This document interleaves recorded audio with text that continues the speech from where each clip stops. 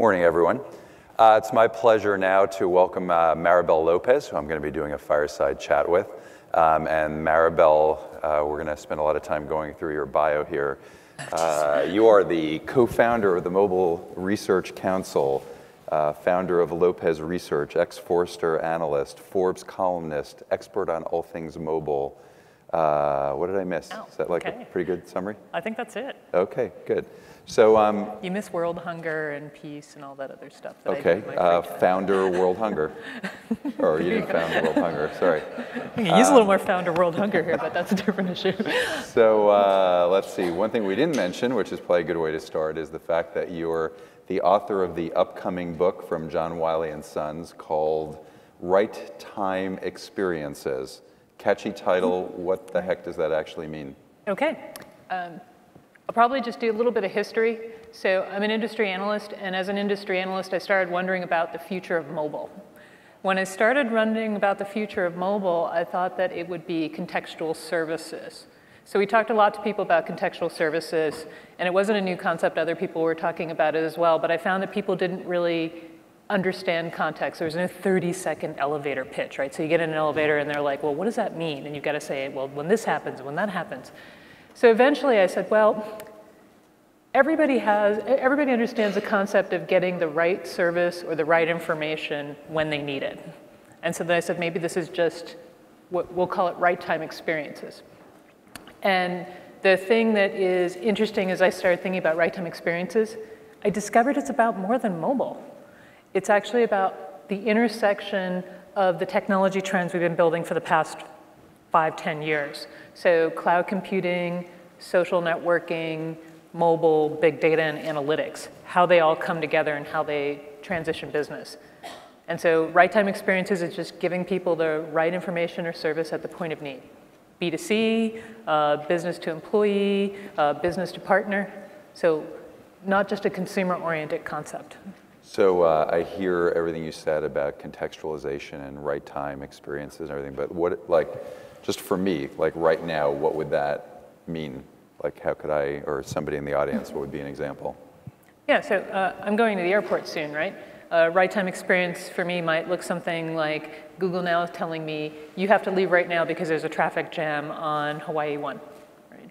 And you're not going to make your flight. It's a result of understanding, so context is multiple things. And I think in our industry, we frequently think of context as just location-based services. It's location, it's time, it's things you've done in the past. So it's basically trying to give you what you need. If you're walking into a store, it might say, hey, Joe, nice to see you again. The jeans that you bought last week are on sale. If you are a service provider doing wholesale, it might be understanding that your customer is experiencing a radical spike in bandwidth and needs more bandwidth turned on immediately as a result of that. And given the type of traffic, it needs a certain quality of service. So it's moving us into this concept of smarter services that react to the conditions around them in real time or near real time. So it's sort of predictive, anticipatory, behavioral, and real time. Cool. And I just wanted to mention, we're going to be doing the live sift. So if you want to ask any questions, live sift. I'm supposed to say that. Okay. We're going to be doing the live sift. So if you have any questions, we'll do it via live sift. Thank you. And the password is? The password is PTC'14. That's the event code, technically speaking. There you go. So that sounds interesting. What is that? We're mostly service providers here in the audience. What exactly are the implications of this concept for service providers? Yeah. So I think in some ways we've been talking about this move to smarter services for a while, and so that in and of itself isn't anything new. I think what is new about it is thinking about how do we break down our internal silos so that we have access to all of our existing data so we can do better customer care, better provisioning. The second thing that I think is interesting about it is that talking about how we use big data and analytics now to deliver services. So what kinds of information do we have and how do we monetize that information is another aspect of it that is new. And connecting in a more meaningful way to third parties. One of the things that's happened in the past is we've had a lot of siloed services from everyone. So, the over-the-top service provider will give you something, you get bandwidth from somebody, you get a voice app from somebody else, you get a fitness app from somebody else. So it's thinking as service providers, what can you pull together as partnerships, as API frameworks, embedding yourself into other networks and services. So we talked about APIs for a while. Does anybody remember I think it was Telco 2.0, they did the two-sided business model. Remember that? Mm-hmm. Right. So I think it's more of a three-sided business model. If you could have three sides, I'm not sure that's technically accurate, right? So one of those is you're going direct. One of those is you're going through partners, and a third is you're trying to figure out how to monetize the data that you get from the services that you're delivering in aggregate, if not necessarily directly to an end customer. So I think that's one of the big changes that we have now is we have the tools to do that. We still have privacy regulation issues. I understand that. However, I'd say that a lot of the over-the-top providers have proven that you can push the envelope on privacy pretty far if you deliver relevancy. So I think our goal is how do we deliver services that are relevant, and that's a combination of what we provide and a combination of working with partners. Yeah, it could be scary, right? Like kind of all of a sudden the service predicts something for you, like you're about to die or something that, or whatever, you're gonna get hit by a truck, or by the way, you should live your life differently. Like, are privacy concerns significant in like the whole concept? Or maybe a even better question would be, what's different now about like RightTime experiences and the whole concept of contextualization in real time and personalization and predictive analytics and all of that versus, I don't know, a year ago, 5 years ago, whenever? Yeah, and that's a great question because, like I said, the concept of context isn't new, right? People's sharing is newer. And that's been something that's been happening for the past 3 to 5 years. Our ability to process this data and information in a more real-time fashion is really, we've been since 2007 talking about big data and Hadoop and analytics, and I think we're now just getting scalable products in that sector. We're starting to get to the point where you could do cloud-based offerings of those services, so I think that makes it more accessible to a lot of people.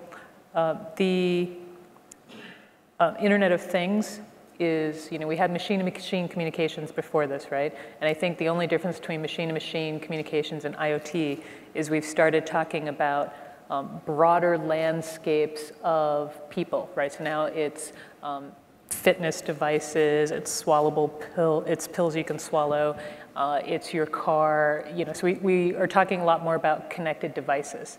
However, I will say, as part of that three-sided odd business model that we were talking about, I think IoT is great. I think it's very challenging for service providers. Right? And I think the challenge for service providers in IoT is to actually do some of the more mundane things first where people will pay you money. So we're getting very excited about the business-to-consumer aspect, which has all these privacy concerns about what do you do with health data or what do you do with their GPS driving log data. And maybe the real money is in something like, well, how do I make people's HVAC systems, their heating and cooling run better? How do I help them track assets within the organization better? So some of the more classic machine-to-machine stuff we talked about, but now people are actually ready to do it, and they'll start to pay you for it. And those are RightTime experiences because you are giving people certain piece of information at the point of need. You're giving them predictive intelligence. You're selling, GE sells uptime now, as opposed to jet engines, right? And I think that's a really interesting shift in concept of selling a hardware product to selling an availability service, which sounds an awful lot like what telecom providers do, right? All right, we're gonna do some tweet-length answers here because I personally myself came up with some really good questions after reading them on the screen. Okay. So here's a pretty cool one. How do we wrap bioinformatics and embeddable technology into the real-time augmented experience?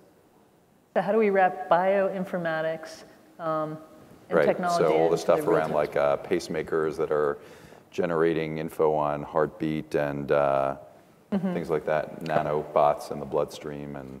Yeah. Okay, so there's two challenges to that question. One is technically, what do you do about the flow of data, right? So I think we have some of the unstructured database style collection tools that can help you actually get in the data, flatten it and process it. We're talking about complex event processing if you want to do it in real time, right? But we're starting to see there's folks like Guavis and some of the stuff at IBM where you can start to do some of that processing of that in real time. And then the third aspect of that is how do you make it meaningful for the end customer, right? And the meaningful for the end customer part is usually the biggest issue. Are you going to build a platform that aggregates a lot of that data so that they can have a better health picture of themselves so it's not just the heart rate? Are you going to work with healthcare companies for them to deliver that as part of their portfolio? And I think the answer to both of those questions is yes, you probably have to approach it from both angles. And the one with the better interface, which is probably the market-driven one, will win. But you want to be able to show people things, give them an option to have you be the front-end service, and then if they want to embed or white label what you're doing into their own service, that should be an option as well. So I'm going to actually sort of put two questions together, one of which was, what role does infrastructure play in providing an experiential or contextual information ecology? And then sort of the related one has to do with carriers. So it's what are the relevant RightTime services for carriers, given that everyone except carriers are ahead of the C, which I assume is ahead of the curve. Okay. So I actually think infrastructure plays a critical role, and it's a role that people don't think about a lot, right? So you need infrastructure for all of this to happen, but you actually need a certain kind of infrastructure. So we started out with a pretty generic structure that was basically around it being available and getting connected. Then I think the second iteration of that was it being able to be, say, on demand, right? I think the third iteration of that, which is where we're trying to progress to now, is that it is smarter. So it starts to be more predictive about what our customers are going to need in terms of capacity, in terms of quality of service. So building in that type of intelligence. So not only can they have it on demand, but you'll be able to predict that certain things are probably going to be asked for at certain times, and they're going to need certain types of quality of service associated with them. So I think we do elements of that, but I don't think we're all the way to a lot of smart services provisioning in real time for a lot of our customers. I also think that part of that infrastructure is security infrastructure.